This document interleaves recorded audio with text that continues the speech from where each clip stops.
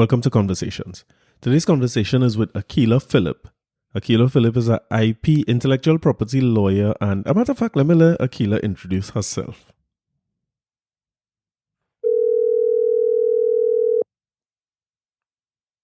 Hello. Hi, Akilah. I So, how are you going? I am fine. I'm fine. It's been a hectic week. I could imagine. This is your kind of Mm. time. This is your time. I know, but when you see I sleeping at us, it's because I'm up all night, kind of trying to catch up on drafting or writing up client notes and stuff like that. So, We're staying productive. oh yeah, that's what got me book, booked and busy. This is good. That's what it is for 2021. Booked and busy. Mm-hmm. Exactly. So, listen, I was starting to do an intro, and I'm pretty sure I was getting it wrong by saying what type of lawyer you are and so on. So your area of law Mm-hmm. is specific to IP, is it? Entertainment and intellectual property. Entertainment and intellectual property, okay. And it's Let Us Talk IP. Law. Yes, because I focus on entertainment law and intellectual property. Okay, the company name is Let Us Talk IP, or that is just for socials and so on? Yes, yeah. Let us talk intellectual property because I started conversations about intellectual property. Nobody wasn't really doing it, and I just wanted a space, but grabbed a mic and went online and was doing it, and then it developed into something that was much more than just you know um random. So that's how it formed. So if I could ask, like in a place like Trinidad and Tobago, where I don't see us as having a whole lot of respect for the intellectual, we step all over each other where that's concerned. How you get into that in the That's first place? because strange enough, I started off my career. I've always been a creative person by nature. So I have a background in arts, poetry, um, drawing, all of those things. Okay. And I started my career in journalism. So I did entertainment, journalism. Mhm. I wrote for various daily newspapers, Right. and on the entertainment desk, so I dealt with entertainers, and I like writing, so did some magazine writing as well. And going into law school, it was having to give up the creative side Hmm. and decide to do law full time because my first choice was to get into the creative sector. But some coming from parents from a generation where they didn't see the viability of the creative field as being a sustainable career, they Hmm. tell you to choose something more practical. So that's how law came in. And I needed to be able to still hold on to that aspect of my creativity. So that's why I decided to get into entertainment law. Okay. So, Mhm. as a creator yourself, you found it to be a struggle where managing your own intellectual property or protecting it was that used to be an issue for you. Um, and not so much an issue, but I found what really touched my heart and spirit was especially on the entertainment desk, because I would get involved with persons who are either coming to the newspaper to release their albums or to showcase their talent, and a lot of them will always focus on the creative side of the business. And I always wondered if they thought about monetizing their content and how it will be viable to make it into the international market. So while it didn't affect me personally, I always wanted the people who were coming to me to have their stories told or to be exposed into whether it's the local market or try to get the newspaper to go online at that point in time, because it social media wasn't a big thing back then when I was in the media. Um, Print media was the order of the day. That's how a lot of news was disseminated. So that is where the interest in finding out the business side of the industry came about. Well, that's pretty selfless. So you're doing it on other people's behalf. Well, that's that you're in a good position. No, I mean, of course I loved it, but I Right. mean, since it was not something that um I had to choose a practical career, Mm-hmm. and I can continue as being a creative because I wanted to be an artist. I said, you know what, I'm going to find a way to make this profitable and to inspire other people to know that, you know what, this is just not a hobby, because that's often how people see the arts as Right. something either the struggling artist, or you're just Mm. doing this as a hobby, or you just home painting and just wasting time, or you're just making music and it's not a serious livelihood. So I wanted the respectability to come from it. So it wasn't just selfless, it was just like more of a passion, because that's how I felt for my own self. I saw myself in many of these creatives, because that's how my passion was treated, like something that wasn't going to be a viable money making business that I could sustain myself. And you have to choose something else to do. I don't know if that's like uniquely Caribbean or Trinidadian, but I found that a lot of parents do that. So whether it's anything that's off the, what you want to call it, blue collar work or white collar, is either you're going to learn a trade or you're going to do the Mhm. academics like law, do business, Mhm. law, medicine.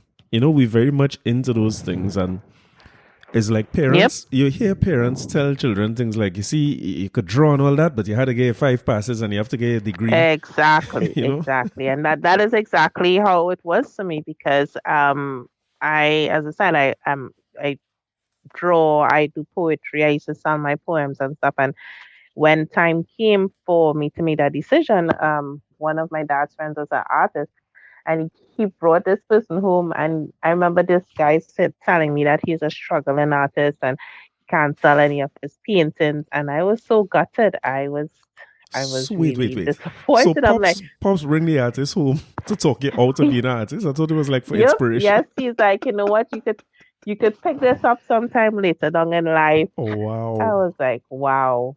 Yep. Interesting, Yeah. and the thing about it is, as we get more and more into adulthood, you start realizing that some of the things our parents, and is out of love for us, eh? They're Yes, trying to yes, protect was well us. It's intentioned. hedging their bets, really. And you realize that some of the careers we turn our backs on could be some of the most lucrative careers they have if we had stuck with it. Exactly. Exactly. Because I mean, I wish, I mean, he always say, well, yeah, you could go and pick it up, but I mean, law is the jealous mistress. It's I'm not sure. something that you can just put down by the side and then decide, oh, I'm gonna switch careers now. You have to be to put in any time and effort it takes to become an attorney. I mean, there are many times I dropped out after finishing my law degree. I didn't even want to go to law school. I was like, okay, fine, I did the degree. Can I just get back to business now? And, my parents were like, no, well, you already got your degree. Come on, law school next. So it, it's not to say I hated the law, but it's not something that I was really passionate about. But marrying the law with entertainment and creativity, I found that passion there. It makes sense, and I mean, that was smart of you. So, like, that was a lot of foresight, so that you see a part of it where you just marry the best of both worlds. Yeah, That's really good. I have to, because I mean, if you're gonna do something that you don't really passionate about, you have to sit down, because that most people don't remember. Even some of my colleagues don't forget. Like my after my first year in law school, I took like a couple. I think I took a month off, and I really didn't want to finish law school. I was like, this is too hard. This is too much, because when I started law school, I was still in doing journalism. So in between classes, I'll go to the newspaper, get my stories out. It had I had dwindled from full time journalism to just like part time. So I'll go and try to, write my stories and stuff in time for it to print. Right. And I had to give it up because law school became really too demanding to be able to juggle it. Mm-hmm. And I just felt trapped, because the law it could be stringent, it could be very rigid. And I just had to make a decision then and there, like, okay, if I'm gonna do this, this is the only way that will make sense. And the term jealous mistress they use, that describes it well, because After having met you, I don't want you to stop doing law at all. And I plan to bring all my problems to your doorstep. So I don't want to hear that you change your mind about it halfway. I'm very nervous. No, the law and I have been together for too long. I have to find ways to make it. And I like what I do. I honestly It shows, love, eh? It shows. yes, I love what I do. I am really passionate about helping creators or people and understand intellectual property. And I like teaching it. I like, you know, b- bringing the artistic side, the practical side of something that you consume that you think it's people take it for granted. And that's unfortunate because you think that these things are just for your own enjoyment. Reading a book, listening to music, it makes us happy as individuals. But sometimes and very often we need to stop and think about where does this entertainment come from? Who are the creators behind these entertaining things that we enjoy? And then value what is being put out there. It makes sense. And I mean, there's so many questions I feel. I don't know where to start. But maybe the best thing to start by saying is that when you talk about your passion, it shows a lot. So I'll talk a little bit about how we met, right? When I started the podcast, a lot of what you just described is where I came from because I remember at a young age, not I was in business school and I knew I liked business, but I also know that my attention span short. So I was trying to figure out like what do I do as a career? And I started Right. realizing quickly that I couldn't just do one thing. So I had a little piece of paper and I tried to write on that sheet all the things that I really like to do. And then from there, I said, okay, these are the things that I want to be able to have as a career at some point. Even if I don't do all of them at the same time, at some point in life, I want to accomplish all these things. So business was one, and Right. I've been doing that. But I remember putting on that paper that I like to talk. And out of that, I said, you know what? They have some careers that I want. So radio was definitely one. Journalism was another one. Lecturing was one. So all these are things that I've pursued over time. And I remember starting the podcast or wanting to start the podcast for a couple of years. Right. And as soon as I got started, a colleague of my old Fatima boy who I went to school, a guy named Jerome Brammer, salute to my guy Jerome. From the time I put out the first one, Jerome reached out to me. I haven't spoken to him in years. And he's like, listen, you're going good, the thing's sounding good, protect your stuff now. And I was like, I thinking, like, protect what? I don't really have anything. It's not a product, it's not commercially viable. I don't even know if I want to make money off it, or if I just want to crack the mic and talk. But I understood Yeah. where he was coming from because he has done his brand Trinidad for a long time. I knew it since, I mean, that is in the early 2000s, mid 2000s. They had came up with the concept and turned it into merch. So I took his advice and I remember reaching out. I reached out to a few people, but it didn't go anywhere. And then one day I saw your Instagram post. And so and I was like, you know what? I've been putting this off for too long. So let me reach out. And you responded pretty quickly and we got a consultation booked. And on that Zoom call, if you're ever worried about how your passion translates to other people, let me tell you, it translates loud and clear. Because within the first few words I said, you should see your expression. You were like, Yes. you're getting images from where? And I was like, oh God, this is problem. So I'm glad I did, and I'm glad that we have the advice. But for somebody like the hobbyist that you're describing, why would it be Mm-hmm. important for somebody who's still seeing their pursuit as a hobby to try to get guidance on protection? Okay, so the best example I will give is let's look at take it from the youth's perspective, and that's why I do a lot of training in terms of I try to sometimes trying to educate older people. They are sometimes bent in the ways, but I always try to take it from primary school, secondary school, come up in terms of teaching, educating, and understanding. So we have social media. We live in a social media age. And if you think about some of the trends and the dances that have gone viral, Hmm. it starts with sometimes a young girl who likes to dance and she's just dancing in her bedroom. And if you recall, I don't know if you know the story of Renegade, the girl, I can't remember her name, Jamila or something like that. That's her name. Mm-hmm. And she was just doing the dance in her room, and she placed it on a social media platform. It took off, and an influencer who had a big following, she got the credit for it. So I'm saying that to Oh. say that that is her hobby. She loves dancing. She loves to be able to portray her talent and stuff like that. And she was just in her room dancing with her friends. But then soon enough, Renegade was later on in Fortnite um, video games. It was on every social media platform. Celebrities were doing it. And The name of the dance is Renegade? yeah, that's an Okay. Edie dance. It was done Gotcha. to this beat from this popular, oh gosh, I don't know why the rapper, his name escapes me, Right. but the Renegade dance was like one of the trending dances for 2020. Like all the Gen Z crowd was doing it. Right. It was even on um, some NBA type Right. platforms for shows. And saying that to say again, it was her hobby. So sometimes it's something might be just a hobby for you or for Mm. the artist or for the person who enjoys it, but you don't know where that leads. So let's say the influencer picked it up and her at the point in time she was being credited for putting this dance together. And then when people started digging and looking a little further, they realized, no, well, you are not the originator. But what happened is that because she is an influencer, she's the one who got the endorsement, she got the Ah. sponsorship deals, she got brand awareness, and she was able to gain some traction off of it until persons realized who the originator of the dance was. So while something may be just a hobby, it shouldn't just be I think of thought of as something that is just a pass in time. While you may enjoy it, it has a commercial value that can be attached to what it is you are actually doing.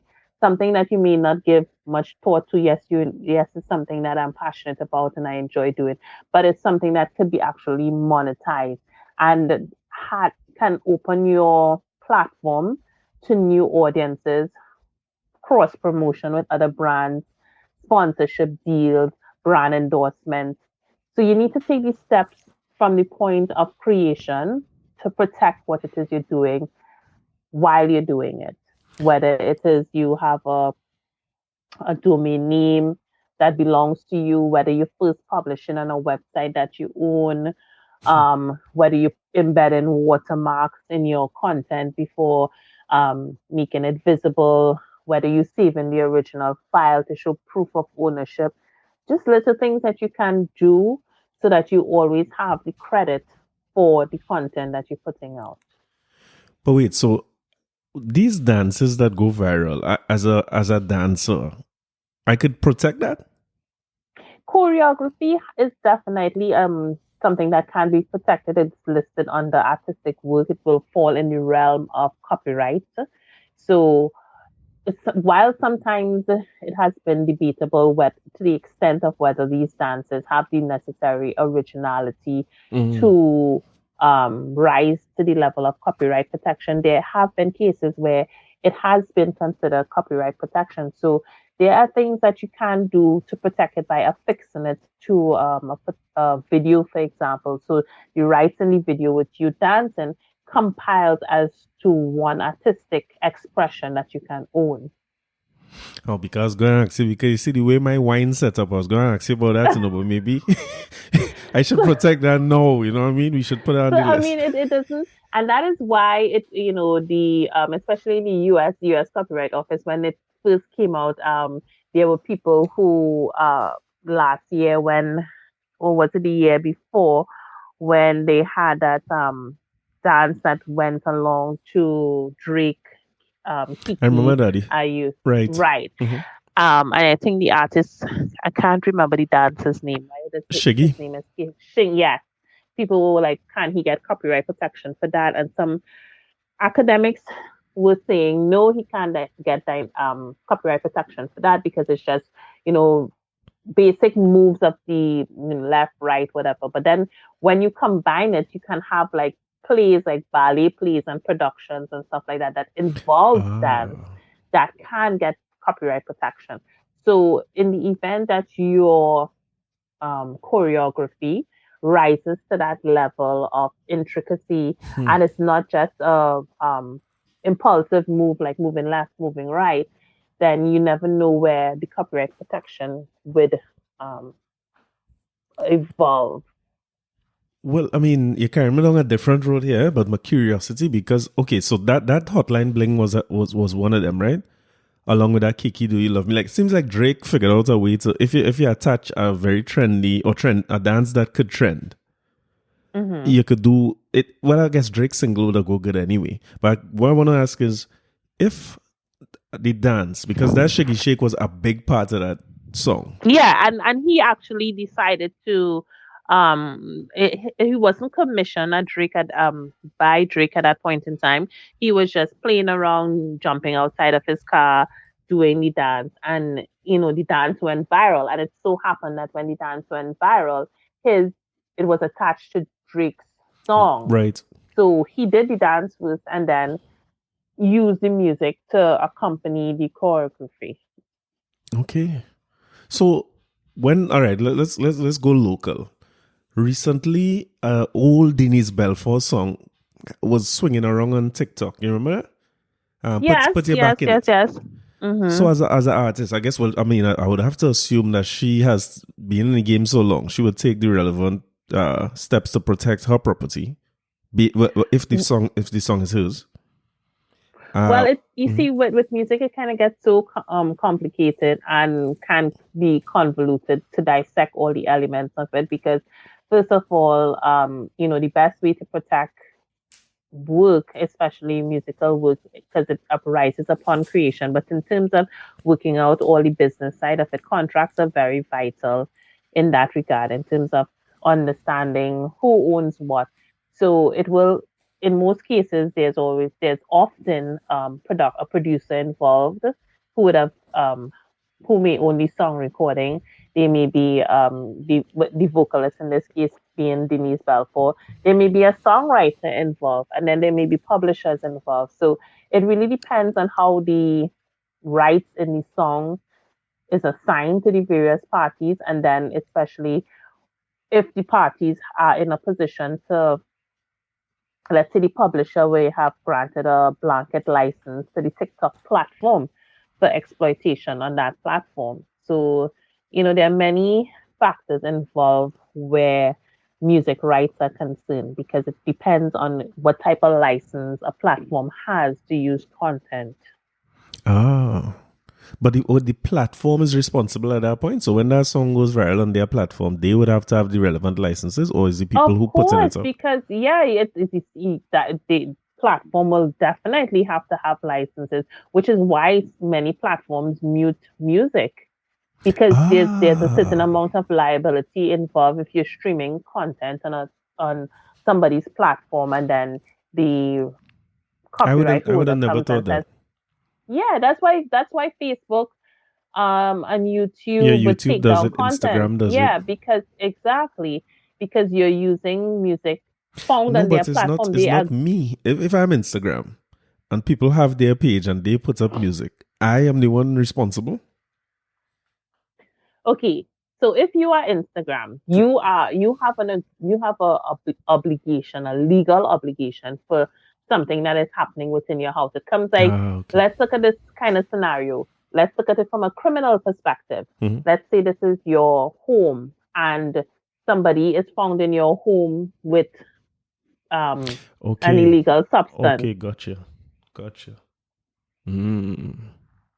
Okay. You are going to be liable as the homeowner.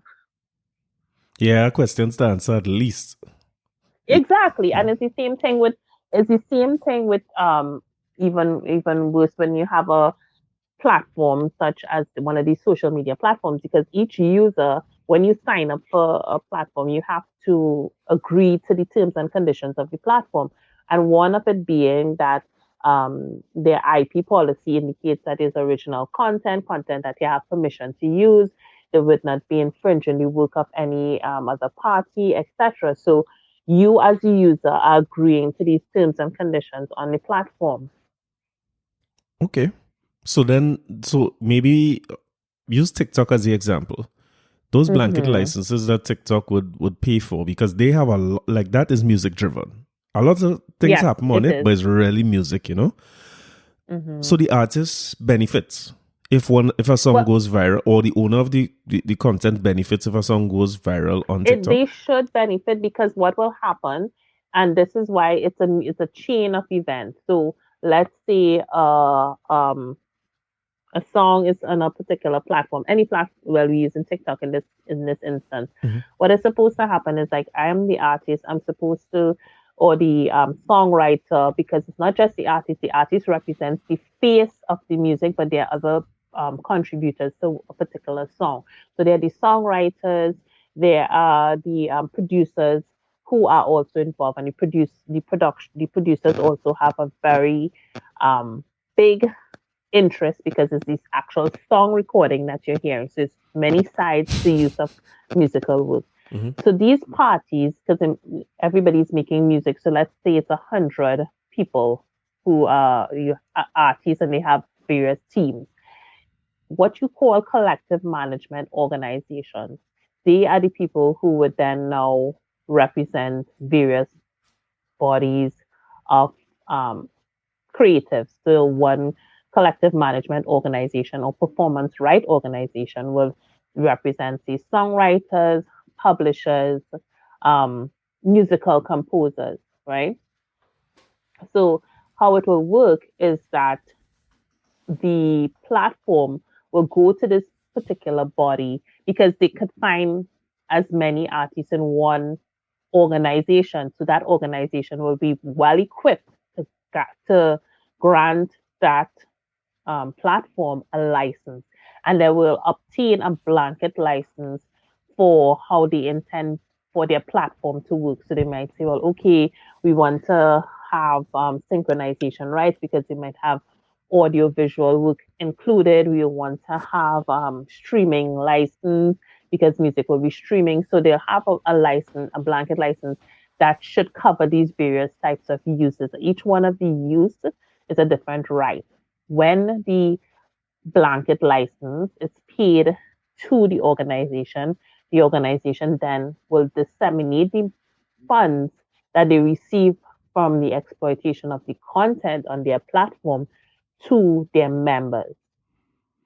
So at the end of a period, the members, like for instance, if I am with that organization and my song don't play much, I don't get much. But if somebody's song play a lot, they get a lion's share of what was paid or what Yeah, was due. there's supposed to be a tracking system involved to indicate how the plays go and the usage go for the work, and that is where sometimes people royalty checks will look different from others. Gotcha. All Yeah, right. Well, and what happens is it's reciprocal. So these organizations are around the world and they have reciprocal agreements with each other. So an organization in Japan will have a reciprocal agreement with an organization in Barbados because the people in Barbados would not know what is happening in yeah, Japan, yeah. for example. Whereas probably Japanese music might, let's say, for instance, this is played in Barbados. So all these reciprocal agreements help these organizations speak to each other like little computers, if you want to Sure, use that sure. analogy. Mhm. And that is how artists will get their payments throughout the world. Okay, so it's not like you need management monitoring what happened in your song everywhere. It should. You do. You still need management in the sense of um, you would have like they may contact you, promoters or different type of entities may contact you to perform at a show or to perform at a concert. So you still need management to deal with the day-to-day finances of um, your bookings. Right. And because you are getting compensation for exploitation, that is a different right that is attached to that license as opposed to your performance um, payments. Yeah, one really don't have anything to do with the other. Your performance price is Yes, what it's it is. Okay, okay, the gotcha. performance rights is from you're performing on that day at that particular time. You get a payment as well, and then that event will be it's also supposed to be licensed as well. So it's really different rights involved. And then as I was saying, that would be a platform using that content. So creativity can be exploited in so many different ways Mm-hmm. that people could actually be getting compensated for and paid for the rest of their life. Or after they're gone too, when you look at use Marvin Gaye or Bob Marley legacy as an example. Exactly. And that is what creativity, it lasts. It's a legacy because copyright, especially in Trinidad and Tobago, lasts for your lifetime Mm-hmm. and 50 years after your death. Only so after 50, is it? Yes, we've been try and extend it because what I think recently happened is some of those um calypsos from in the Of course, some of them hitting the 50 80s, year point. they are pushing their way into the public domain. Yeah, they really should because when you look at some of the earliest Calypsonians will be starting to head towards 50 years since that. Yes, and they are going to be in the public domain, Oh my unfortunately. god, serious? So when you Yeah, say in the their public music. domain is free for use. Yes, exactly, and their Wow. families and their Mm-mm-mm-mm. descendants, etc., would not be, getting monetary compensation for the exploitation of the work commercially. That is. Gotcha. Yeah, that's a little scary. That's a little scary. It really should. I always look at that Yeah, Marley because like family. for Hmm. yeah, Jamaica has extended their copyright protection specifically safeguarding the estate of Bob Marley. It makes sense because that will never die. That will never stop earning. Yeah, so you have to take those things into consideration, and there's so much need for education in this particular field because creativity, yes, it's supposed to be consumed and enjoyed, but it's also supposed to respect the rights of the creators because this is how they earn, using images. You can't just use images like that. You have That's to pretty reminder, do it do it properly, right? do it true. If you're going to use royalty free images, you use your royalty free images, your stock photography. Hmm. Or if you find content that you want to use and you're not sure, try to trace the source, try to find out who's the photographer, and make sure you have licenses to use content as much as possible. And especially with music, because music could be used in so many ways. Sometimes people do an intro using music in their videos um, for commercial use. And Right. that in itself is an infringement, especially if you don't have a license to do so. You can't take work that is, I mean, let's think about it. You think you could take one of Beyonce's song, use it for intro into your video and be selling um, that CD or DVD for an exercise workout program. For sure. When last you pass through tongue, when last you on Charlotte Street, it happening as we speak. No, and that may be happening, but let's say that Charlotte Street took off to the highest I level, and understand. He in problems, yeah. it's Hmm. now an international um it's just now visible on many platforms around the world. I can guarantee you that Beyonce's people is not going to say, "Oh, it's just Charlotte Street." Much of these things slide because people they're not being Yeah, under the radar a visible. little bit. Yes, Hmm. yes, Well, yes. let's talk about Like, music. No, go ahead. yeah, go ahead. No, I was gonna get into music because it's a very dark area for me, and photography too. So let me start with music. When I sing a song, why am I not 100% owner of the song? How come there's this split up of rights of a song that I sing? No, you okay? So let's talk about music. So Mhm. when you sing a song, first of all, did you write the song? That's a good question. Okay, so Okay, so if I if you did didn't, then we are two people, right? I see where you're going there. So if exactly, if you didn't write the song, you have a songwriter, and that songwriter owns the rights to the songwriting, right? What you would have done, and you just came in, then you are the vocalist, so then you own your performance rights on the song. which You is fifty own percent, Well, it really depends on if there's a negotiation between the Oh, okay. So it's yeah, not it fixed. We really could work out what the percentages might be. it could definitely be determined. It could definitely be because what happens sometimes the vocalist and the producer will work out in terms of percentages how much they are going to split that first the master recording. How are they going to split that ownership in the master? So you could have your full performance right fine. But then when you actually affix it to the master recording, then there's going to be a shared interest in what that sound sounds like. And the law provides that if there's no type of agreement, then by default it's a 50-50%. Okay. Okay. Yeah, So when you say that's master recording, what is that master recording really? the first fixation. So wherever Okay. you go, in whatever booth, and Ah. you first lay those tracks, and that sound comes out from that um, studio, Mm-hmm. that audio, that audio that is recorded is the sound for that particular composition. So you have the melody and etc., and you have the lyrics, but that song that was captured, that that is a right in itself. So the person who captured that sound, or the studio that I captured the sound that, they cut it into all 50-50. Me, I sing it, the writer writes it. Now they have, Right, and that's what the music labels tend to own because they are the producers. So you will go into there because if you think about it, if those who watch movies and stuff, you'll see people go into a booth and right. you'll see the engineers on the other side and they'll see them laying the tracks and everything.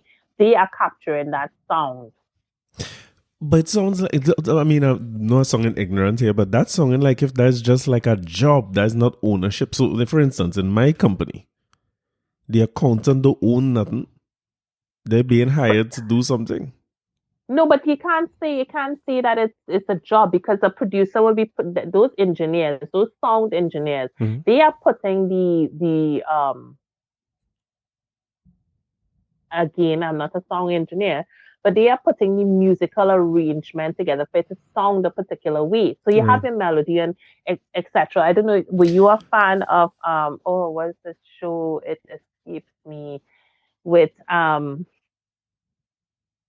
Taraji Oh, Empire. right, yeah. Okay, I think Right. I So see where let's you're going. let's picture like an empire. And you see them, you see the person goes into the booth and you see the song engineer actually putting that song together, that arranging those beats, how it actually comes together and mixed and mastered and songs a particular way. You can't just go into a booth and then come out and it sounds crappy. That song is not just like, oh, you press a button and it just record. They have to put those um melodies, the range and everything together. Again, I'm not a song No, engineer. but I hear like a close to sound, so I know exactly what you mean. Now that you say that, in other words, I could write and sing a song, but the engineer Mm-hmm. or the studio does something. The production is definitely a factor. So I see why you say it's not just a job because Yeah. they could make or break the. So it could be how good if it not sound in a certain way on the radio or on YouTube or wherever. You have a problem. So I could see, I understand what you mean in terms of their claim to. So that is Yeah, so negotiated what again. so what they so that is a right that is embedded in the law. That song recording is what puts the actual Of course, yeah. flavor together and they Hmm. and puts the whole project together in a completed manner to give it that finesse and make it even radio friendly. And by law, that's protect. That's all right. Yeah, that actual sound Mm-hmm. is what you call your Okay. master use. So let's say it is something where it's just like a band, for instance, or some instrumental and vocal, no, not vocalists, but let's say several instrumentalists go into a studio and they record this great arrangement. That that production of itself, that first fixation, that of itself is that song recording. Okay. So just the producer, right? Not the guitarist who are bringing in them and will write by law, right? Now when coming into a situation like that, somebody could be a musical composer, for instance. Mm. So the producer may put the song together and do the polishing, but then somebody would actually say, well, okay, this is how I want the musical arrangement to be. So you can come to the studio with already a musical arrangement in hand. You Right. understand? So if you come with a musical arrangement or you come with a melody or you come with a musical bed, then you will have that particular right in that musical composition, which is a copyright in itself. Oh, but if somebody else does it, then they have that right. Exactly. So, well, I mean, so when I listen to a song like you use Beyonce as an example, that song, the split on that song is a lot of people getting paid as well. I guess it. Yeah, there are a lot of people on the back, and you never like back in the day when you look at the back of a CD and you see one song and you see feature and so on, and then you Yeah, see like about 3 or 4 lines of different you used things. to see so many names. Exactly, because there's so that one song, while you may see the artist as the face of that particular song, there may be 2 co-producers, there may be 3 songwriters, and there may be a musical composer, so they and then sometimes the producer may be the musical composer. Gotcha. So they get the double rights there. They get rights for both. Yeah, so times again, same thing. Sometimes a songwriter may be a vocalist. Okay, gotcha. All right, understood. So you get the rights for both. Yeah, so and then some people are multi-talented because they're now starting off in the industry. So they may be songwriter, vocalist, song engineer. So they have all their rights Yeah, like I assume wrapped into. Rambunctious is somebody like that. Somehow it looked like Rambunctious is do everything. He just that talented. It looked Yeah, like he so write the some song, so he sing the song, he do the thing, he do the video. It's a lot. But exactly. gotcha. So I mean, in that case, I mean, your publishing will look, crazy because you have rights to exploit your work in so many ways and still claim and not have to share any type of royalties with another person. So But who exactly again, is the publisher in there? What role does the publisher play? so the publisher plays the role of like, the management of like placement of the content, and they are the ones responsible for will have the copyright assigned to them in terms of okay, you can use the work in this particular movie, in this particular ad, a jingle. Those are who you negotiate with. Some persons assign their right to publishers, and publishers deal with the placement and exploitation of the content. So a music label will fall under that, like a publisher. No, the music label will fall under the role of having they don't really, some probably do publishing work, Mm-hmm. but again, the music label own artists most of the time. So they have their own in-house 360, what they call sometimes the 360 deal, where they own a lot of rights in the artist. So they can possibly have a publishing department within a label Okay, makes sense. sometimes, depending on what type of arrangement they have with the artist, or the publishing company may own the copyright for the exploit for that type of commercialized exploitation. It really depends on the nature of their agreement with the artist in question. Okay. And what? But so if your song don't make no money, none of these people ain't getting paid, or this song like a lot of people to pay to be able to make a song. Is it that we agree on what is paid up front and what is paid on the back end? That's typically agreement that's made when we come in to do it. As I always advise clients, I say go into whatever it is you're doing with a clear understanding of how we are going to exploit this song. Right. So if it's 2 songwriters come into you have a songwriting team of 2 people. Let's just say that we work out an arrangement where it is um, we agree to share all songwriting credits 50-50. Mm-hmm. So whoever artist comes to you, that's your team. And then when the artist Okay. comes to you, you say, well, okay, um, we are going to write this song for you, and we are going to own the copyright in the song, and you are just going to be getting your performance rights, but you're not going to get any copyright from us. Sometimes you may have an arrangement where probably, you know what, you might be able to pay us upfront, So we may give you 10% of our copyright. So it all depends on the arrangement, which should be made before rather than after. So in other Because words, if it's check you first. It don't make sense going into some of these things without it somebody don't who make sense. understand it.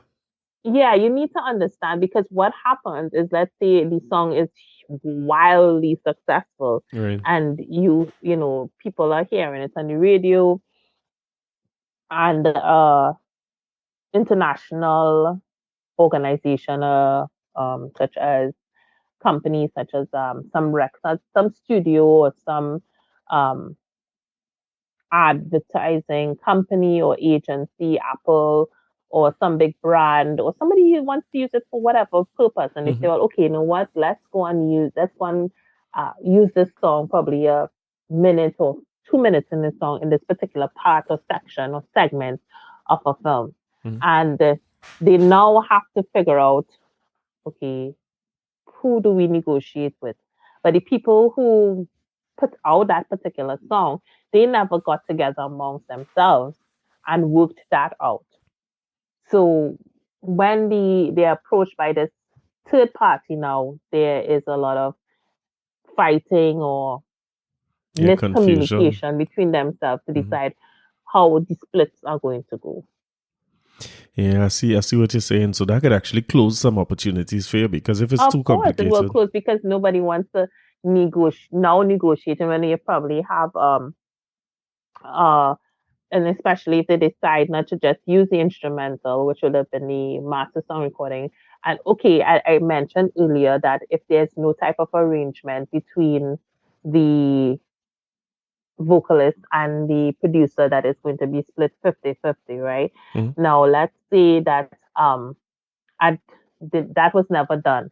And the producer feels to himself that, hey, I don't think the vocalist should be getting 50%.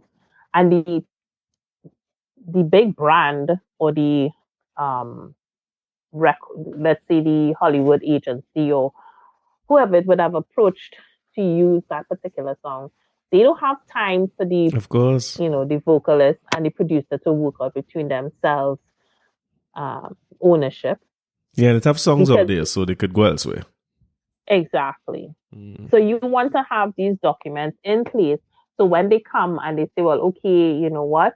We want a license for the non-exclusive use of this particular song in um, the intro for this movie. You want to be able to say, okay, here, this is our contract.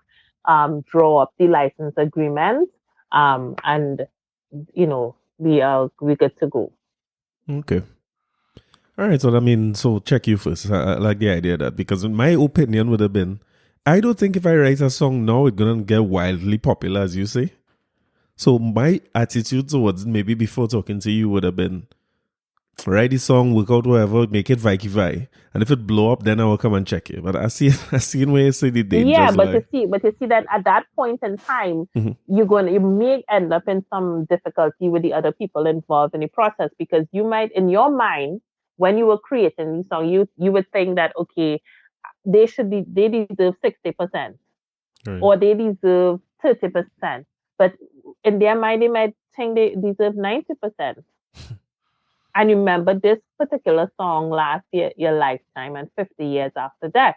So you don't want to be making these kind of Makes random sense.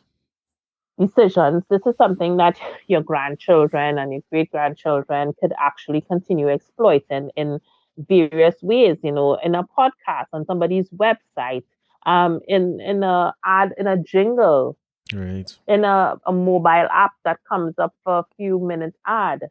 Mm-hmm.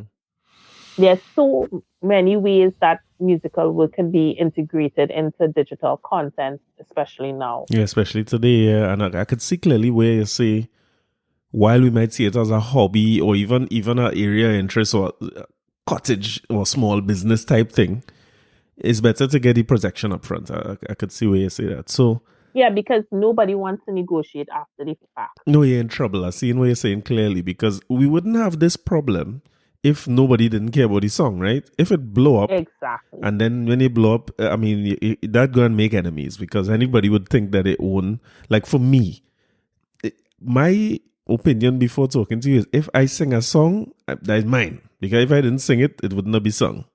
But I could see where you say, No, there's you plenty just parties sing the involved. song because, and then especially if you have a songwriter, because a lot of people come with the philosophy like, okay, I go and I purchase a song from, now let's say Yeah, I I'm the find you should songwriter. disappear. If I purchase a song, I find you should write out. You get your money. No, but this is how you will get that person to disappear. You come and you purchase, let's say you purchase the song from me. Mm-hmm.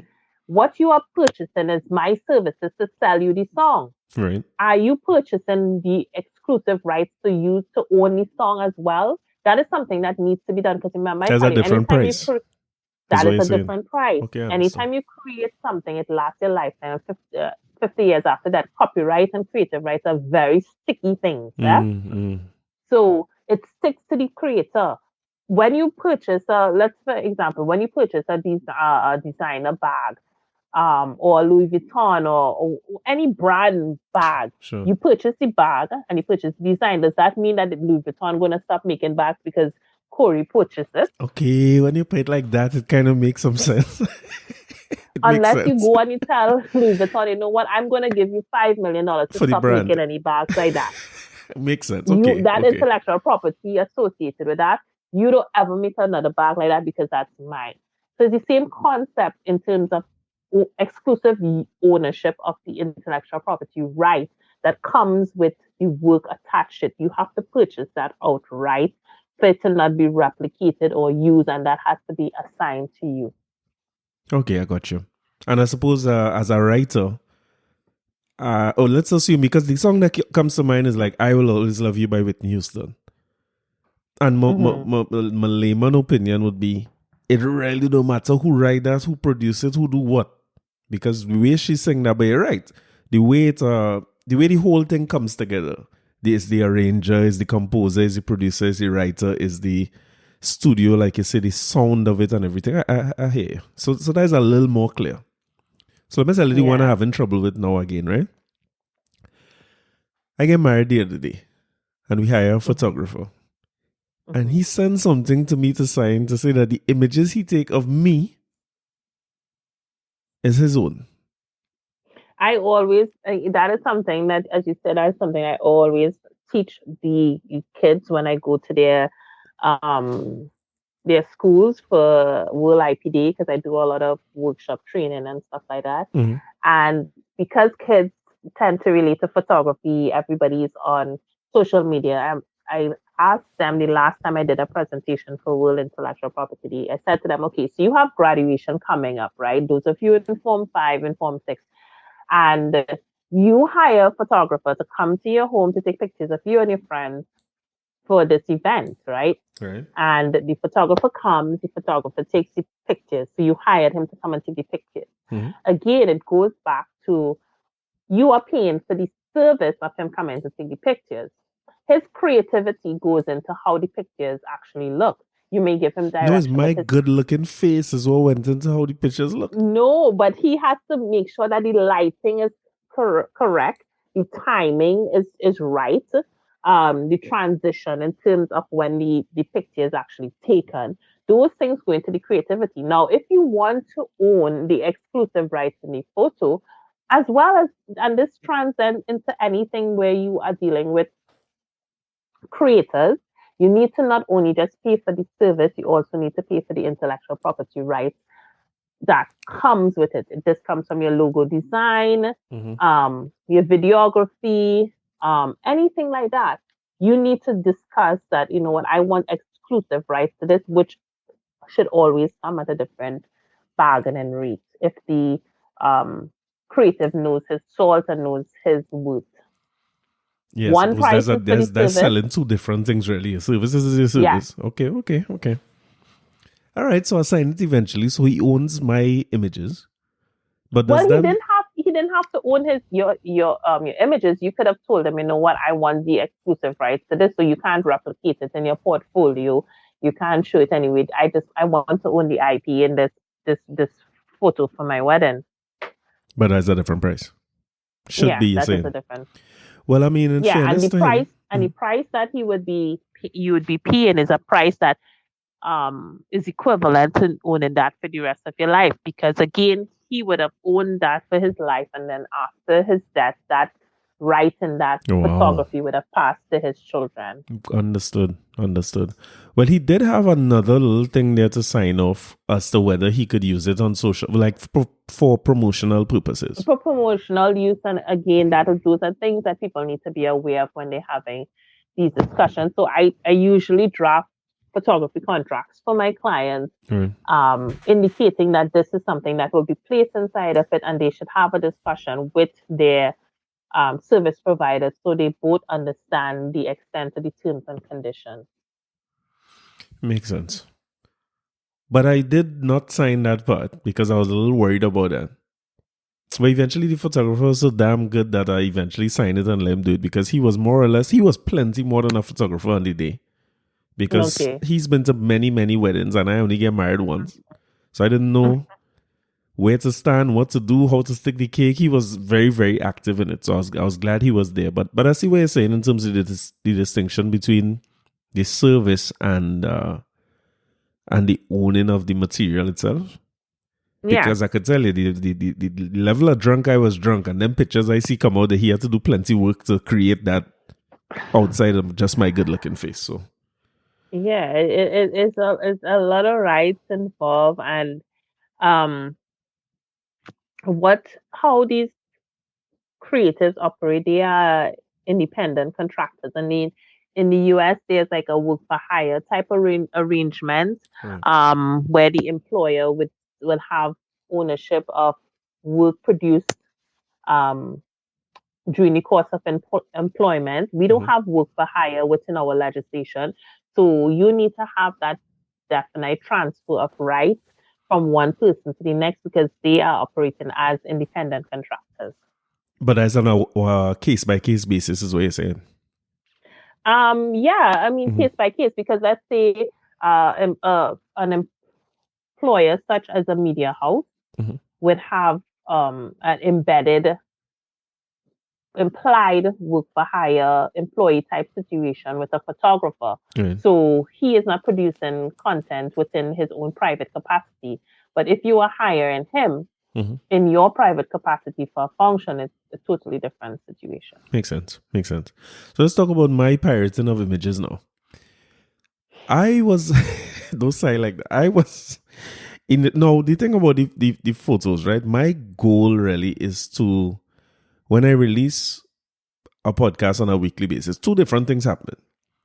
I would do conversations like these where it's an area of interest for me, and I hope it could shed light on things for other people who might be interested, like IP. And I would Mm-hmm. typically use your image for to promote this. So I see it as mutually beneficial for whatever work you're doing or what you're trying to promote, and me doing the podcast and Mm-hmm. providing content. It works.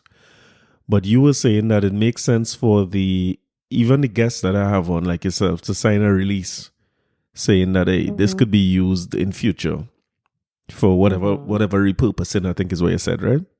Yeah. No, the regular podcast I do on a Tuesday, it would be random images based on what I talk about in the podcast. So this week Mm-hmm. would be the best picture I could find of Watson Duke, given what happened last week. Mm-hmm. But I always thought that if you're a media house, which is the way I register the company, like media, I thought you could just use images like for news. You know what I mean? Is not. Is, Yeah, but those images that you're using, do they belong to you? no. But you And see, this is where like your guidance is helpful, because in the mix, like even when I was thinking about it, I never thought about the photographer. I was thinking about Watson Duke, because in my mind, once there's an image of him somewhere, is his, if I could put it like that. I thinking is him. No, and that's why when you see things on Google, they always have that little fine print, and that I guess you probably um Me and see no fine ignore. print. What's the fine print saying? Yes, I am going to read it for you. Oh God, very worried. No, but it's in all those images. When you, let's say you Google any person, and then you click on it and you want to use it, and then it says something like this image Images may be subject to copyright protection. It's always on the image section of any Oh, it does. huh? I never saw that. I It must have just I just didn't put pay in a attention to random it. person name just now and I googled it and it says it image is subject to copyright protection. It's right underneath the person's Let's know photo. that. And when you click on it, it says which types of works are subject to copyright protection. And it says copyright ownership gives the owner the exclusive right to use the work with some exceptions when a person creates an original work, etc., etc. Is it Oh, possible to seeing it use a now. copyright protect? Yeah, Who it's knew? always there. But you see, I watching the picture. I watching to see if people good looking or not. Me looking for all that below. I looking to see if it could work for what I trying to do. It's always there. It says, is it possible to use a copyright protected image? And when you click on learn more, it gives you Jesus Christ! It's all some under my image and all I see in it there. yeah, it says and it has a fair use example. Fair use is applicable within the United States in the British jurisdiction such as Trinidad and Tobago and within our act it pertains to fair dealing.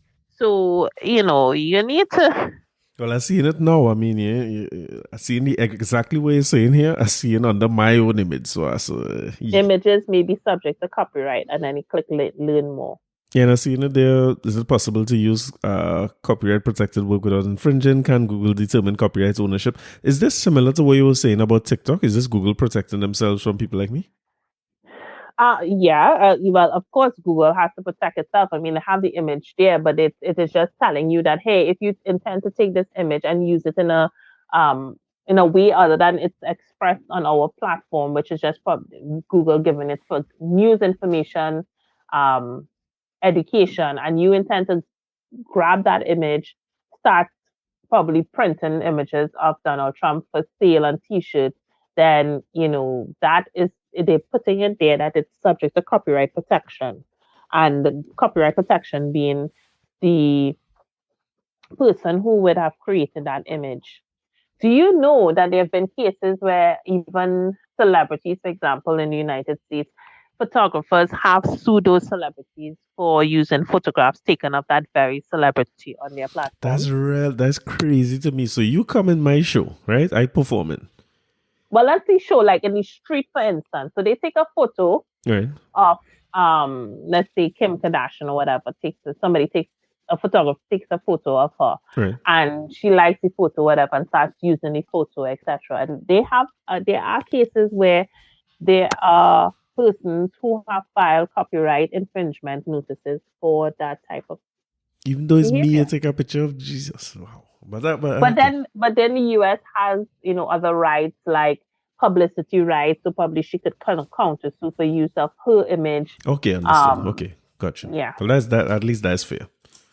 So let me ask you this: when let's assume I take an image of you and use for a podcast unbeknown to you, right? I take it from your Instagram as an example, Hmm. and I put on it photo credit Akilah Phillip. We good? Well, first of all, the courteous thing to do is to request the use of the image because I will align it to this. Yeah. And this is what a lot of people do. Copyright belongs to somebody. Mhm. Let's look at it as if it was a tangible asset. So let's say my car was parked outside, right? And you God. decided to say, let me drive Akilah's car around the block and then just say we good. Okay, I got you. Because it's my car, right? Right. You take my car, you take it for a ride, you bring it back, and you say we good. Like, do you see anything wrong with what you did? That was my personal asset. That's my car. Mm-hmm. And you say and you give credit to you. So this is Akilah's car. But the permission is where the disconnect comes in Understood. terms of that permission to use something. All right, so I need a new plan because it's one or two things. I did speak based on your advice. Speak to a photography editor at one of the newspapers, and I was surprised at how, I suppose, I don't want to say easy, but he was pretty good with it. He was like, "Listen, if once I have a day or so, I could go through the archives and send you a couple options that you could use and release the sign off saying that you could use whatever the images are. And you see, look at that. I At that. No, if I didn't talk to you, I would not know none of this, because again, my problem was I never studied the photographer when I taken an image online. I studied the person in the image, which it shows you how it's just ignorance. It's just totally misdirected. Yeah, and I mean that is why, like for instance, when children have projects in school and stuff like that, they will go to the newspaper and they will ask for. You remember a long time when you have to have all these pictures for right. Who is the prime minister and the whole cabinet and all those kind of things. The first source is you go to the newspaper or you go to a news outlet, and these news outlets, because they assign photographers or photography people to be able to capture these images, that is where you would go and source the information you need. Nah, Akilah, I grew up in the hood, we just cut out that picture and put it in the project. We never really reach out to no newspaper and take No. I'm saying like that was how we did it back in the day. That's what we do. That's you buy the newspaper and then they say, well, okay, but now I'm talking about, okay, as an adult and you are going to use something, or you're going to big difference, get into right? a project, or you're going to do, like, even a university student or somebody who has a project and they want to get original content and they want to get something in the news source, they may go to the archives of the newspaper to collect particular images and information. No, you make my next question real irrelevant and sounds so stupid, because I was going to ask you, what if it's not used for commercial use? But then you're going to tell me, if I take your car, it wouldn't really matter what I take it for. And the thing about it is permission. It's a matter of permission to use the work, and it also bears down on the manner in which the work is being used. There are exceptions to the rule in terms of, and that's where fair use is definitely a defense in terms of how the work is being used. Mm-hmm. If you're making fun of something, if it's news reporting, it's with an educational purpose. But from the time you start getting into commercializing content and monetizing it, right, then is when you definitely have to make sure you cross your T's, you dot your I's. Makes sense. And I feel like a little fair user, because I am both news and making fun of things. But we could talk about that after I get your next letter. Waiting for your next letter to see how much things change. Although I ain't think nothing changing.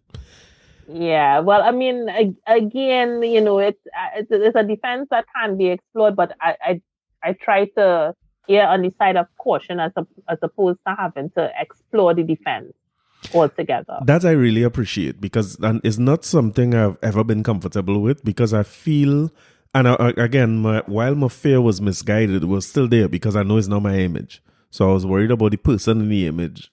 But I could see now, when you say that permission is the issue, it makes it crystal clear for me. And I also thought, just touching back on music for a second, that when I reach out to one of those agencies you were talking about before, about playing music on the podcast, in my mind, I play one song an episode, if that. Most episodes don't have any songs. And when I hear how much it will cost for me to get a license for a year to play, maybe 12 songs a year, it's like, no, I'm not doing it. And I'm not monetizing it anyway. It's not commercialized. Yeah, and that is a big issue in the industry, because I don't think there is enough information in terms of tariffs, how the different rates are used for digital content. I don't think it is very clear, and especially as we get into a digital era where we're going to be using music in online for various types of activities. I don't think it's very clear by the various agencies in terms of a structure for persons who wish to use music to know that this is a standard price and this is how the tariff is going to be applied. I don't think there's sufficient. Oh no, absolutely not. Absolutely not. So the first, when I sent consistency is not standard, is not consistent, and is not clear. You're absolutely right. Because when I reach out to them, they first sent me a quote and classified it as internet radio. It became pretty clear to me pretty quickly that the person who was in charge of digital content did not know what a podcast was. So I had to send her the link to the podcast, and I was like, listen, I sent her an episode that was coincidentally about singing Sandra, rest in peace to her. And I said, Mm-hmm. like, this is how I want to use music. It's topical. It's always on the issues this week. And Calypso typically is topical too. So I would use Calypso to describe what was happening. And that episode was when they had the riots based on the guy who was killed in Mova and so on, right? Mm-hmm. And Mm-hmm. yeah, the song was Voices from the Ghetto. So I said, like, this is how I use it. And at the time, because I didn't have permission yet, I was playing the song. I play and sing it myself. Which Right. I don't know why I thought. I mean, after talking to you, I could see clearly where it wouldn't matter if I play it or myself or if I No, play it because off. it's just a no, yeah, it's just a live performance of somebody's Yeah, still work. not mine. It's still not my car, as you put it. But she didn't know what a podcast was, so I had to send her it, and then listen. The first quote I got was crazy.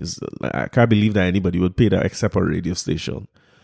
And then Yeah, the second quote and that was is the so far from consistency that. It's that is like how so needed. yeah, yeah, So, yeah, so yeah. needed. Just publish it. Just tell people, okay, you're doing X amount of music. You're playing for this amount of time, this amount of, why we can't just Yeah. see why I have to ask somebody.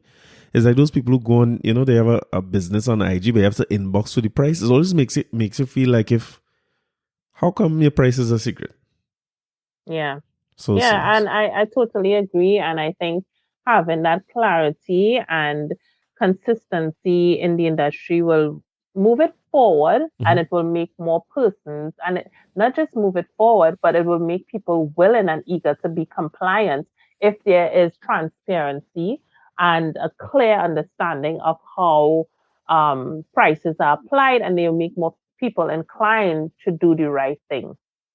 Yeah, it just makes it easier because if you're reaching out and is obscure, you Hmm. whatever the idea was you have or what you wanted to execute on, people gonna execute. People gonna move forward. You can't. I can't sit and Exactly. wait on that. And I hear you. Exactly. Now I have you here for a long time, right? But I have one more set of questions to ask you. From a business standpoint, now for people who mightn't be into the arts or into the creative side, from a business standpoint, we always look at registering the business as your starting point. So I go to legal Hmm. affairs and I register the business. I give it a name and all that. And you Hmm. were advising me on that call about how you name your business so that you were telling me that it was good that I use Corey Shepherd podcast because it's protectable. Yeah, well, it's not okay. So there's two sides to business. Mhm. There's always the registered name of the company and the brand name. Right. Those are two separate things, right? So if I register a company, I could have a brand under that company that I don't have to go to legal affairs to register. No, you don't. You could have a because sometimes people brands are not even attached to the name of the company. Right. So you might be, let's say if Apple decided to register some under some different name, and then the Apple brand is Apple brand. Mm-hmm. Nike probably, if they register the company under whatever name that they call the company, whatever Inc. or whatever corporation, etc. But Nike is a brand in itself. Yeah, like my company name is different. I have the company registered as a media house, but the podcast is Corey Shepherd. So is there? Exactly. But then it leaves me feeling, and maybe that's one of the reasons I reach out to you because then I'm thinking, okay, can somebody just take this or what happens because it's not registered So what you anyway? need to do Mm-hmm. is the same way how you protect your business in terms of registration, you protect your brand. And the way you protect your brand is through trademark registration. That's a little TM that we see on names. Yes, TM means it's unregistered, and when you have the R, you move into the big boy status, and you're actually a registered brand. TM is for those unregistered brands, persons who have brands around for many years and never took the step to actually register the brand. They just put the TM on it. But how does that help? It notifies your competitors and um, not your customers that this is a legitimate brand, but you just haven't registered it. Also, in other words, don't take it. Exactly. It's a notification to the world, just like how you'd use your copyright notice sign. Oh, I thought that was a process too, so I could just put C on my thing. Once it's yours, Oh, I once it's suppose. yours, it's a once it's yours, it's a copyright notice sign, and a copyright notice could be attached to content, data publication, um, restrictions in terms of use, Listen, that this sort is of thing. I feeling like a lot of it above everything you say comes back to me thinking, okay, I just need to call Akilah for this because I can't handle some of these things. I will never know. A lot of what you talk about here today, there's no way I could figure this out or navigate it on my own. And you know, the funny thing is, from a business standpoint, and you're so right with what you said in the beginning, from a business standpoint, I will find an attorney who could help me with all this upfront. So, for instance, Hmm. when we register the company, we would use our attorney when we have brands or different courses that we train on and that type of thing. We would always go to her to say, okay, we need this done. What's the best way to do this? Or we launch one company as a subsidiary of the other one. I would not do any of that without advice. But Yeah. when it comes to the when you go back to hobby or whatever it is, the side thing, I guess I don't pay it enough mind. I kind of take it for granted that is not, at least for me, is not my main form of income. Is a sort of little side gig. But the more you talk, No. is the less I want to get involved in any of this. To be honest with you, I just want somebody who I could call and say, listen, I want to register a business. What to do? This good? This name good? This brand name good? Is that something that you would typically do? Yeah, I mean that is a service that I provide. I do trademark registration. I've just expanded my services, and I think I've mentioned it to you that, and I'm so happy that I can offer it to clients that not only do I register their trademark now, I also do trademark monitoring. So after registering your trademark, I don't just send you out the door. I can actually provide you with a monthly report as to, okay, your brand is protected. This is what's happening with your brand after you register that trademark, and give you, if you opt for international type monthly reporting, or if you just opt for local reporting on your trademark. Yeah, no, I mean, I like the way that sounds because I think as creators sometimes, if I try to focus on that, it will erode my ability to do what I do. You know what I Yes, mean? definitely. And that's how and I mean, everybody has their strengths. That's like how, for me as a business person, sometimes if I focus on doing all the social media work for my business, it takes away from me actually the energy that I would spend on my clients' work and providing them with the type of quality that I know I can. So everybody has their particular strong point, but definitely businesses should not only just be focused on their products or services, but think about themselves as a brand.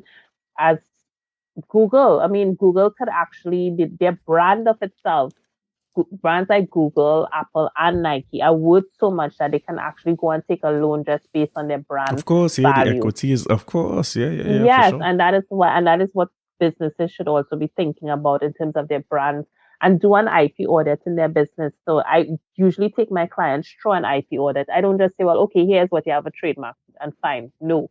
I look at everything in your business that amounts to an intellectual property asset. Do you have photographs? Are these photographs owned by you? Are they owned by the photographer? Oh, Do you have any software or data or something in your business that belongs to you? All these things amount to IP assets. For instance, if you have photos in your business that are unique to something that would not necessarily be found online mm-hmm. or um, within the Caribbean per se. So let's say sometimes people are looking for stock photography, Right. and you have hired a photographer to come and do some work for you, and you, being smart enough, you went ahead and owned the exclusive rights to that particular photo. That photo, you may say, you know what, I'm going to license this because I don't think they have any particular images like this for a Trini Christmas or for an event like this. And it's a nice shot. It shows people of Caribbean people. Sometimes you're looking for stock photography and it doesn't necessarily have the images that represent what it is you want to translate. So you actually have photos in your business that you could generate additional income from because you could license it. Mm-mm. Who knew? Yeah, you wouldn't really think about that at all. I mean, in my business, me studying that, I studying what we doing. Yeah, so but then you're accumulating all these images. Sometimes the images is not just of you, it may be scenic. images because of the nature of your Of business. course. And you have all these photographs, and you can actually now get into licensing these photos for other There's another businesses revenue that may stream. be looking. So that's what I take people through, like a complete mind shift thought process of, okay, this is what you actually have in your business, and this is how you can apply all these elements of IP to increase your brand value. All right, so how people finding you, Akilah? Because people need to find you. Me, starting with me. Well, I'm on most social media platforms. You can find me on Instagram, Let Us Talk IP. So it's Let USTALKIP. And you'll find me on Instagram, you'll find me on Facebook, Let Us Talk IP. On Instagram, Let Us Talk Intellectual Property. Sorry, on Instagram. Um, and yeah, so Let Us Talk Intellectual Property Limited on Facebook. Let me correct that. And Okay. Let Us Talk IP on Instagram. On LinkedIn, you could find me Akilah Phillip. So it's pretty, and I think I'm on Google. If you Google me, I And I am can't, no, I Googleable. can't use the image. Anyhow, I'll send you an email asking permission. Well, I'll send you an email for a release form for guests, right? So we could let me square that up one time so that you could be the first one to sign up on that for me, so I have no issues. That's Yes, that's doable. yes. So if you Beautiful. Google me under Akilah Phillip, I am like, I'm actually at the top of the page. Oh, nice. I need to find out for me how to get the top of the page too. And there's some other things Yeah, that you would have sent for me after we spoke initially too that I think people would be really interested in. So brand packages was one which I'm definitely going to reach out to you about because it yes, covered, you were saying that it covered things like a pre-registration review. I feel that's so critical for anybody who's starting a yeah. business or somebody who becoming an influencer or a creator. Mm-hmm. Is so, and you said something to me here that stood out. You said, what you want to do? You want to spend your resources up front, making sure that you have something that you could protect, or you want to rebrand. Listen, that Yeah, was like a dagger through my heart. People who are not in business might not understand how heavy that statement is yes, until you're faced with yes. something where somebody call you and tell you, see, this name you're using, because legal affairs could clear your name, but But somebody then else. the brand may be something else. So yeah, Precisely. yeah. I always tell people, pick a struggle. Which one do you which struggle do you want? Do you want to trademark, or do you want to rebrand? Do you want to spend your funds protecting your trademark and protecting your brand, or do you want to rebrand? It's it's a simple choice to make. It's scary. It's scary. And listen, anybody who haven't any doubts about that question, protect it up front. Because we had gotten a letter. Maybe we started operating in 2005, and as soon as we had an uptick, like things start happening, and it's the same thing I say about music earlier. When something started to get popular, now you're visible in the public space. And all of a Mm-hmm. sudden, a very small product that we were offering, we were doing mystery shopping and stuff. And the way we had branded the mystery shopping offering, and I talking about, we just sitting in a room, we come up with some ideas, that name sound good, let's roll. We on execution. I didn't want to take too long. This name sounding good, let's go with it. And a guy sent us an email saying, well, listen, I have this thing and I do the same type of service. And we already have our material out there. I don't want to get into no battle with the guy because it was pretty clear that he had come up with the name before. We weren't copying him or anything. It's coincidence. But we had to Exactly. pull back But and now everything. exactly, and let's picture it even. Let's take it a step further. Let's say that you would have go on and you got your graphic artist to come up with something. You went and you printed like a thousand flyers. You went and you got t-shirts. Exactly. Well, that's where we You were. prepared for this big That's launch. right. You had to pull it back. Yeah. And not just pull it back, but do it over because we still want to sell the product. And Hmm. listen, beyond the monetary part of it is a pain because you just waste a bunch of money on stuff. But another part of it is the embarrassment we went through because when you're doing mystery shopping, you're dealing with the biggest retailers in the country. So we Yeah. lost a lot of opportunities because now you're looking disorganized. You don't know what you're doing. You're looking like, it reflects real poorly on the company. Yeah. So that's why I do I mean, with my brand packages, I do pre-registration review. And then I do the actual trademark registration, and then I actually do any additional research because I don't just check in terms of what is available locally. You're also thinking about an international market. You want to be very vigilant in terms of what it is the product is going to service. And then I know, as I said, offer brand monitoring. I mean, trademark watch and monitoring for that particular trademark No, that's up to great a too. year. That's great too. Yeah, and I think reach out to Akilah because I find the pricing on that to be phenomenal. Reach out to her, right? You'll get a price, but it's it's worth it. A lot of times as business people, we feel like, I mean, as entrepreneurs, you don't want to spend too much. You want to figure out how to do things with very little, but it's not one of the areas that we would you want to. I remember I had an interview with my father on Instagram Live. He's the founder of the company. And the first question I was asking him was like, if you had to start over a business, what would you do differently? And his first thing was I would engage lawyers earlier. It feels like it's expensive. Mm, It really does. When you're now starting off, you kind of of want to course. invest all your money in inventory, in marketing. Your focus as an entrepreneur is on the sale and getting anything done. But Yes, of course, of course. But I mean, it's a necessary evil if I want to use a better terminology, for want of a better terminology, I mhm, should say. mhm. But I'm very flexible with my clients in terms of trying to, like understanding the climate we are in and, have payment plans available, so that you can still accomplish your goals, but within a specific period of time, not feeling like, okay, I'm bogged down to put out this big investment one time. Of course. And maybe this is something that we could talk about in next. I plan to have you here often, Akilah, making plans on your behalf one time, because I think it's a real important conversation for all creators, all business people. But maybe something that we could explore because of what we're facing now is this whole idea of a virtual carnival and live streams and Instagram live, and so much of it is happening around us. But you sent me Yeah. something the other day saying, "Do you know your IP laws for a virtual carnival?" Yeah, And because I'm actually having a webinar on Sunday talking about um virtual events, virtual carnival. What does that look like? What laws are involved for these type of events? Because while the location may have changed, the laws remain the same. And in some cases, there are additional steps and concerns that you need to have at the forefront of your mind.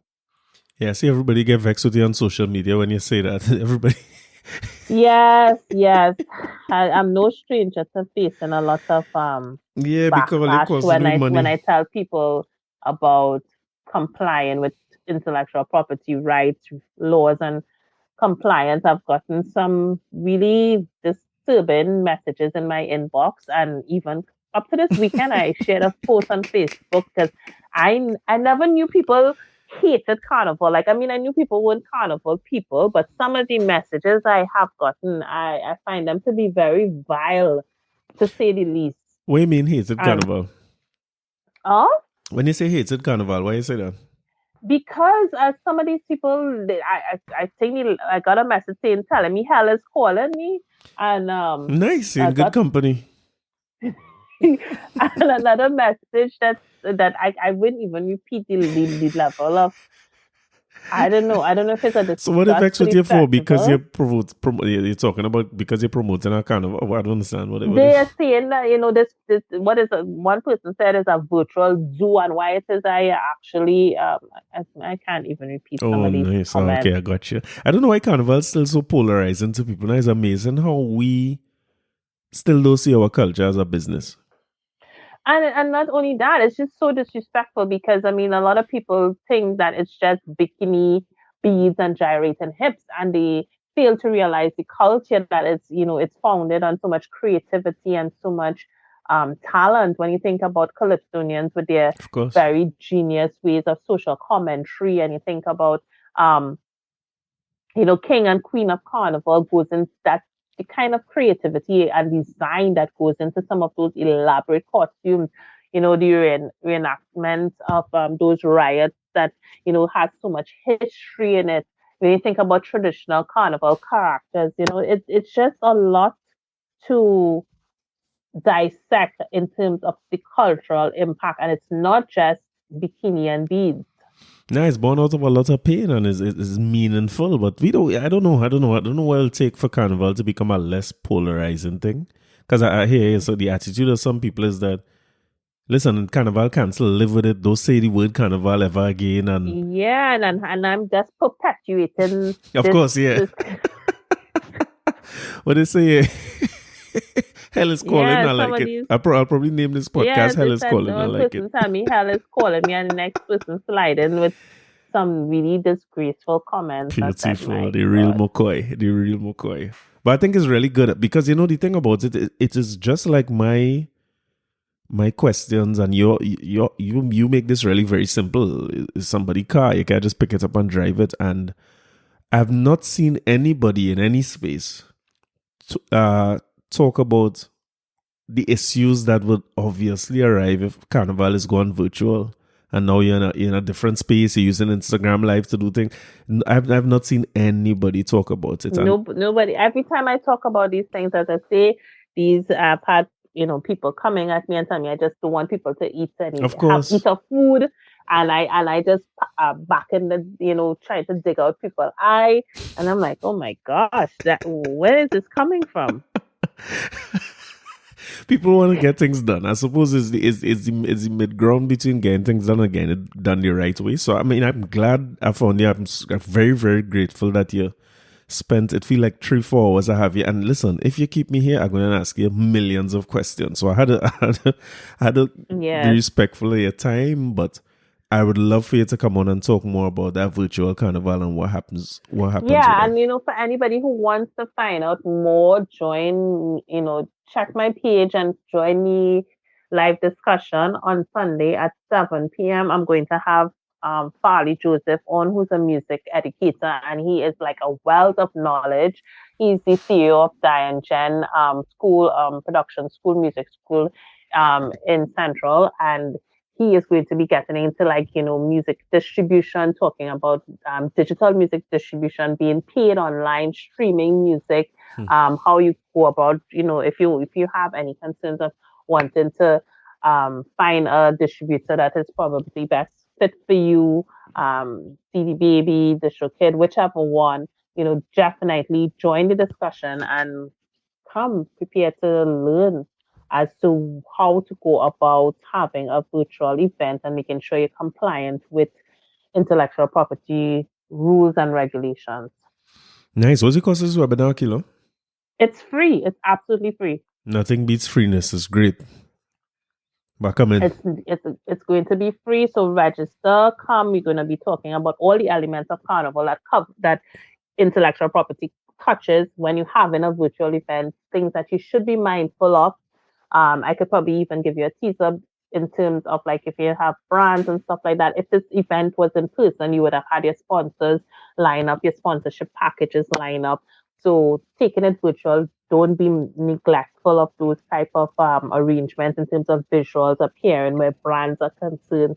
Those are just some of the topics that we'll be discussing. Yeah, and I have a burning question which I'll ask Sunday. I wouldn't ask you to answer it now, but I've been trying to figure out when I watch some of these virtual fets because it's so it feels more permanent than a fet that I would go to in person because the recording is there. I could take it in any time. Exactly, which is the reason why some of the licenses I mentioned are so critical. So when I put it out there, and as opposed you would have seen that you have to get these licenses, a synchronization license speaks to the use of that audiovisual work, which is going to be recorded and which is going to be rebroadcast. Anytime you have an audiovisual work with a musical work, it syncs together. That's why it's called a synchronization license. Gotcha. All right, plenty to learn. So I'm a student. You have a new student. I'll be there on Sunday for sure. I see in your registration countdown on your website here. So I will be there. Yeah. And thank you so much for jumping on and talking about this. I'm going to be bothering you regularly on No podcast, problem, because off podcast. we have stuff to discuss. We have plenty to discuss. To get done properly. Yes, to get done properly. I like that.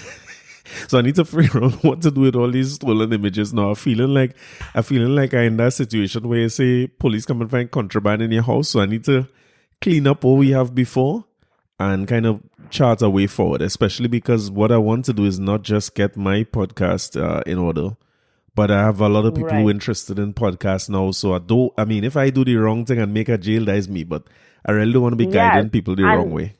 yeah, and you could even advise them that, hey, I thought I was kind of concerned about getting images of current affairs, but I was able to go to, a media house and I got a license there for to use content. So, I was No, able they, to they get had to book their own permission. consultation. Me and transfer no knowledge. I see me after the first call we had. Anybody who come by me, I go and tell them talk to you. It just makes life that much. I would never have thought it was that. When you said that to me, like reach out to the media houses, I was like, my God, I'm never gonna get this done. These people not going to respond. You know what I mean? But it was ridiculously easy for what I've gone through to this point. So I think as I bring more people on board, it's better we figure out them consultations and you talk to them and get people started off on the right path. Yes, I like it. And we have some business Yeah, to talk to other than that in terms of our exactly. company, because I like what you're saying about IP audits is a great idea. Yes, because you would be surprised how much IP that you're probably sitting down on and you haven't probably explored its fullest potential. Yeah, I wouldn't have thought of it, but like some business process things, I would love for you to take a look at it and see if there's those things can be Yeah, and protected these things have an inherent value in them. for sure. All right, so we Yeah. have a go. So I'm gonna be calling you often. No problem. Beautiful. Thanks so much, Akilah. We talk soon. Okay, take All care. right, bye Bye bye. bye. Okay, so I hope you all enjoyed that as much as I did. It's really a learning process for me, and the important thing to take out of that is, as creators, as innovators, we had to figure out ways to protect our stuff, do things the right way, so that when we're working towards the things where we're doing, blowing up and gaining traction and really becoming something that not just us could benefit from, but the society, our children. And it's so important that we protect our work. So I'll be working with Akilah going forward, and I'm sure she'll be back on to talk more of these things. And as I have struggles with it or learn with it, anything I learn, I was willing to share. So I hope you enjoyed it, and I'll talk to you guys soon.